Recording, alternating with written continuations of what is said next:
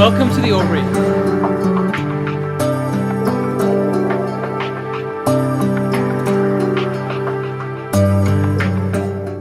The project started 5 years ago when a very good friend of mine, Mark Sigana, bought the old patrimonial house of Domingo Duran here in Bella Vista. When I first came here in 2006, there did not exist any boutique hotels in Santiago.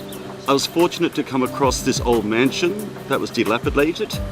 I bought it. I bought it on my last night in Chile when I was living in London.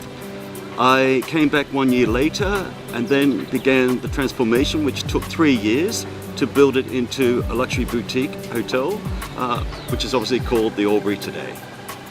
In the Aubrey we have got 15 rooms in total. There are 11 in the original houses. There's 6 in the house that belonged to Domingo Duran, there's a dining room on the ground floor, then there's 3 bedrooms on the first floor, then 3 on the top floor, and then in the house we bought next door there's another 5. All of the rooms are different because we've converted old houses and we've preserved the size and the shapes and the characters of all of the rooms. Then behind us we've built 4 new rooms in a pavilion where we took out a lot of the hill and we constructed a brand new section where each of those rooms has a patio at the back.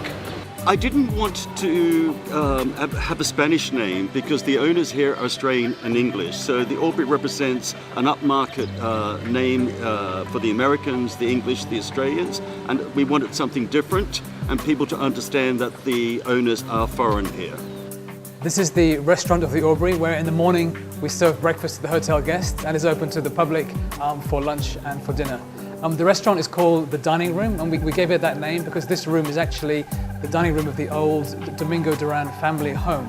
And he was a cabinet minister in the 1920s Chilean government, and his son was a presidential candidate in the 1950s. So for many years, this room was the center of the political and social life for the early to mid 20th century.